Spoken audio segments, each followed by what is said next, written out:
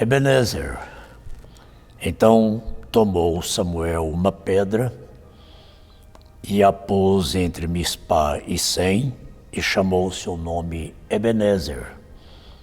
E disse: até aqui nos ajudou o Senhor. Bom dia, amada Igreja do Senhor, amada por nós, amada por Deus. Essa Igreja do Senhor da qual fazemos parte. Ovelhas do bom pastor. De luta em luta, de vitória em vitória, podemos dizer, Ebenezer, até aqui, através das labutas e ciladas da vida, estamos chegando, ou chegamos já ao final de mais um ano, como vencedores, superando todas as labutas e ciladas da vida. Final de mais um ano, final do ano de 2025.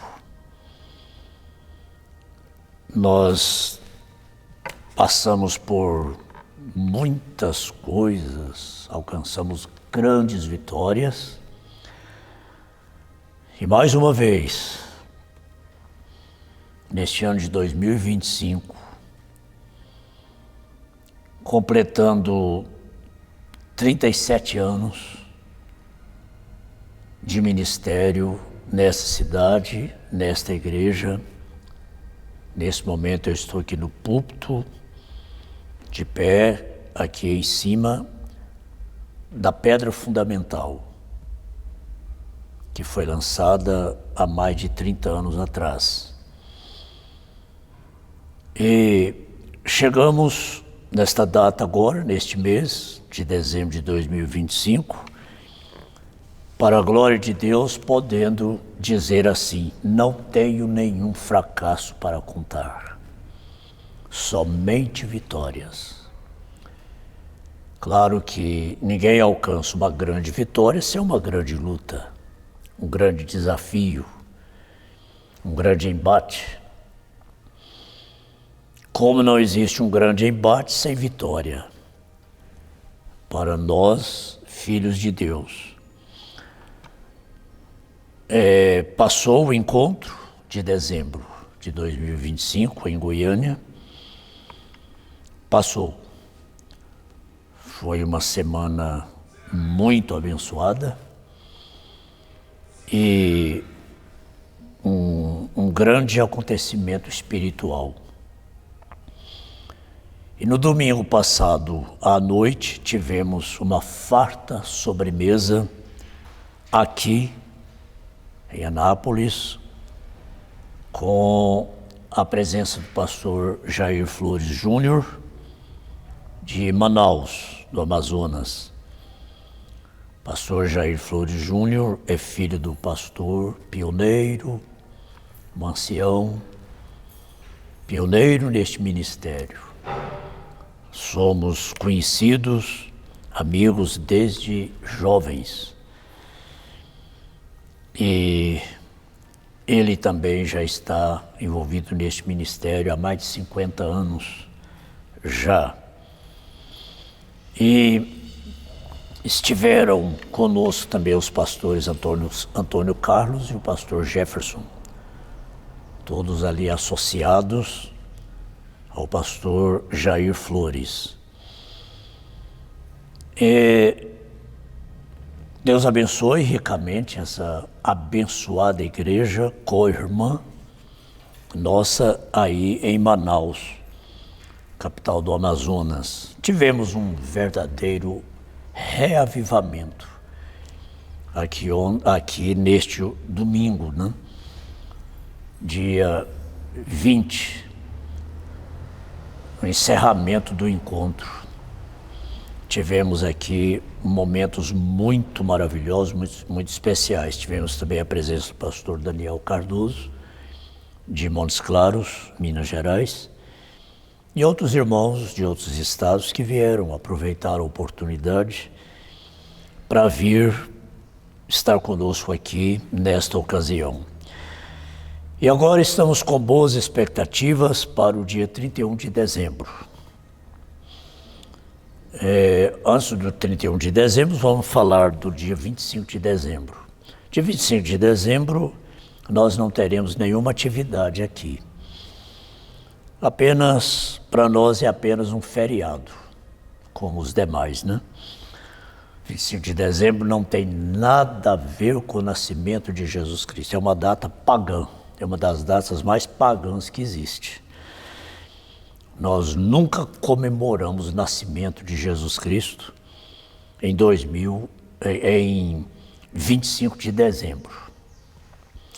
Mas por ser um feriado, a gente deixa livre a igreja, as famílias, para, como gostam, aproveitando o feriado também, né, confraternizar, comer juntos, e tudo dentro daquele espírito cristão, sem extravagâncias, né?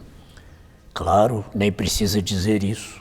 Povo de Deus, povo que compõe esta noiva de Jesus Cristo, não é um povo extravagante. Não faz extravagâncias em ocasião alguma de glutonaria e bebedice e tanta coisa que o mundo pratica, a pretexto de comemorar o nascimento de Jesus Cristo. Que vergonha, né? A forma como comemoram o nascimento de Jesus Cristo. Então nós não temos nenhuma atividade no dia 25 de dezembro. As famílias ficam livres, né? A gente até descansa um pouco, aproveita para descansar um pouco. E no dia 31 de dezembro, então, vamos ter uma vigília de ação de graças, louvor, vamos ter muito louvor, palavra, é claro, oração, mas é uma vigília mais de louvor, festa espiritual, né? E a gente faz isso com boa consciência, porque toda sexta-feira que antecede a ceia, nós temos aqui uma vigília de oração. A igreja está cada vez mais empenhada nesta vigília. Temos pouco louvor, pouca pregação e temos oração, vigília de oração. Estamos vendo já os grandes resultados que isso tem trazido. Temos também 15 minutos de oração todos os cultos, em todos os cultos, quarta, sexta, domingo de manhã, domingo à noite. Temos 15 minutos de oração antes, momento de oração, reflexão, intercessão, antes de começar os cultos. E na sexta-feira que antecede a ceia, temos esta vigília, né, de oração. E falando do encontro, eu estou aqui com 2 tópicos para esta reflexão desse dia, desse culto doméstico de hoje. Tópicos são pontos principais de uma palestra, de um sermão, de uma pregação. E de acordo com o momento que a gente vive, há pontos específicos que tocam e que estimulam a fé, que vai ser o assunto do próximo culto, dos próximos cultos, né? O sentido da fé é estimulado por aquilo que nós ouvimos. Então, de acordo com o momento, às vezes a gente ouve uma coisa, muitas vezes, mas de acordo com o momento, aquilo fala mais forte. Toca muito.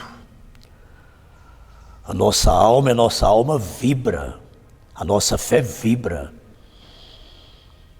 com tantas tremendas verdades. A gente até se emociona quando somos tocados pelo Espírito ao ouvirmos a palavra de Deus. A presença de Deus não se mede pela intensidade sensorial, pela emoção, mas pela obediência ao Espírito Santo. Uma fé madura permanece firme mesmo quando o sensorial se cala, quando a emoção se cala. A emoção diminui, abaixa, você às vezes até perde toda a emoção,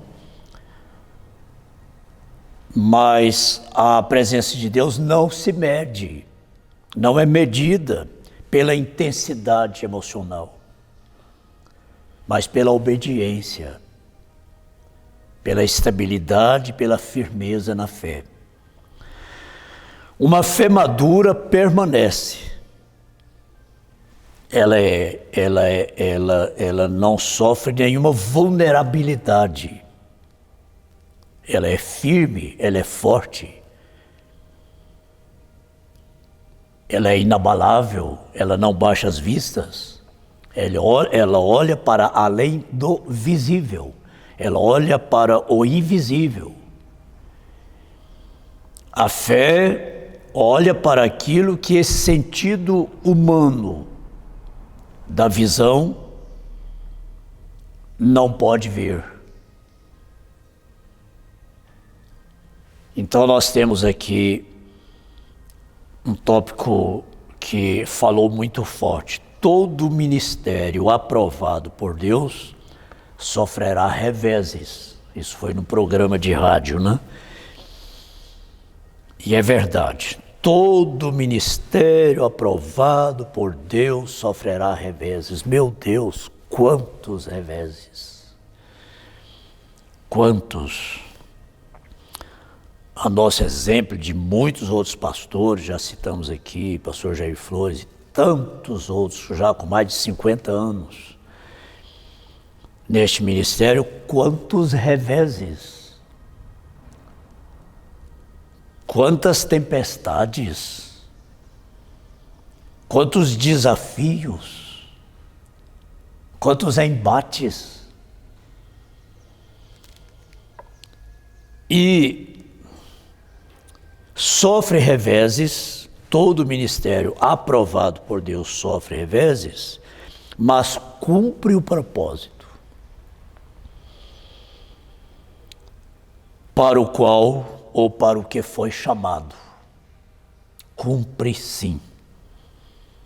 Tenho falado aqui com esta igreja, com os obreiros aqui, que se você tenta fazer uma obra para Deus fora da sua vontade, isso é grave. As consequências são graves. A Bíblia está cheia desses exemplos. Mas se você tem uma chamada e você negligencia, você não atende essa chamada, é muito mais grave ainda. Você pode se tornar um miserável pelo resto da vida. Mas nada impede, nada barra, nada impede um ministério aprovado por Deus, não importa quantos reveses sofra. No ministério, na saúde, na família. Na família, momentos que parece que as rodas giram todas para trás. Na saúde, quantas vezes passamos pelo vale da sombra da morte? Quantas vezes?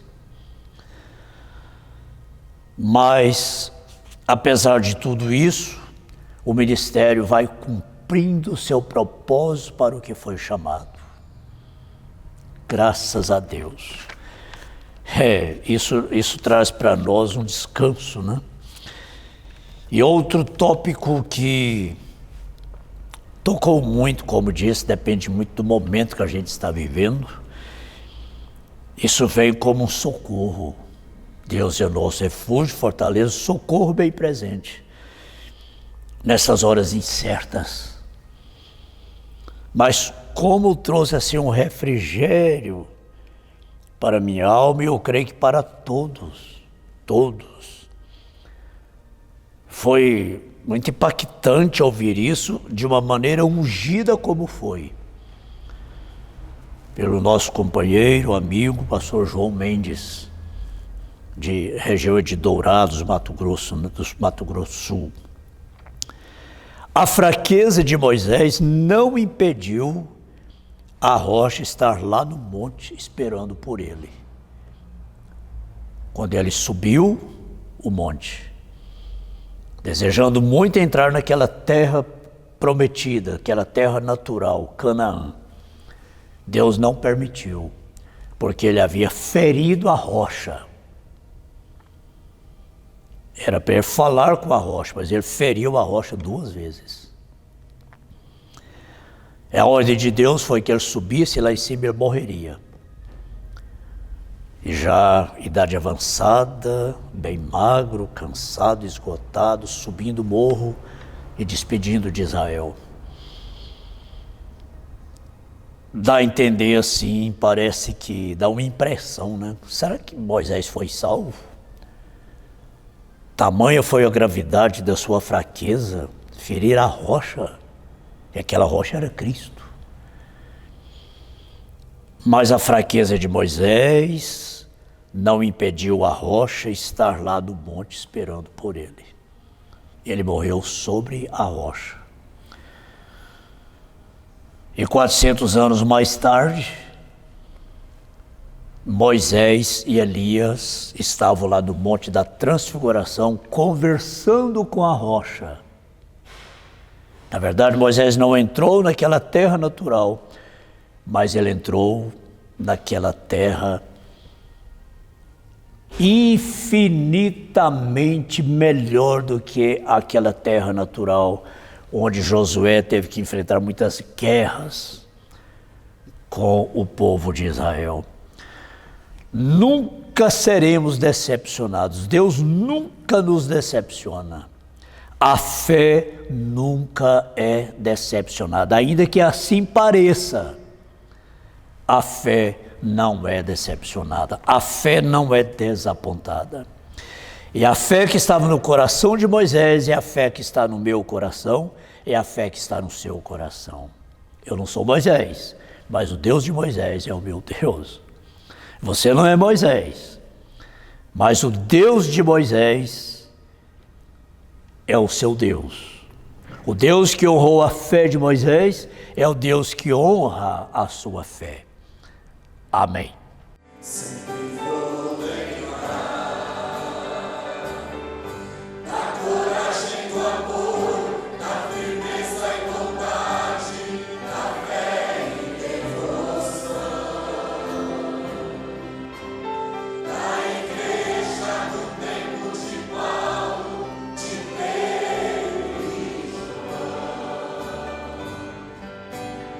Enfrentaram a fúria de Roma, mas nunca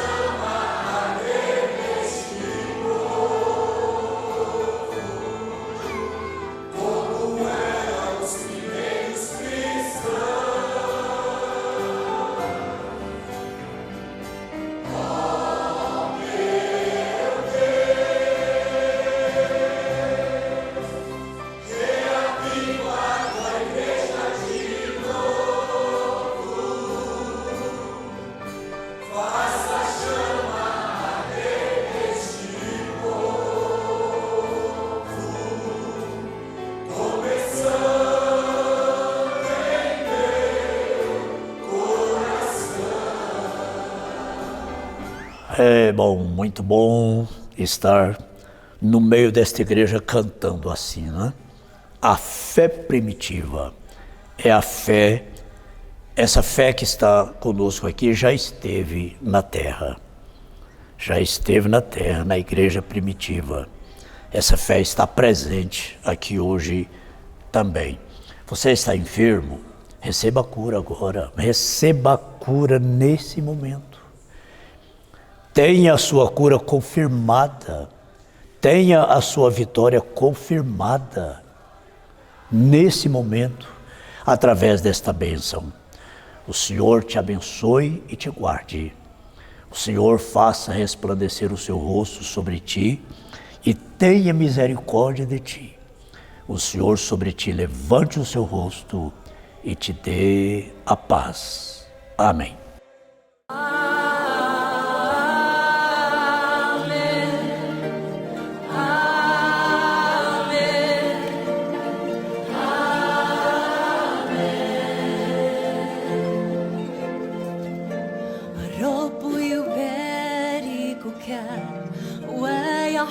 ويحرسك يضيء بوجهه عليك ويرحمك الرب يرفع وجهه عليك ويمنحك سلام.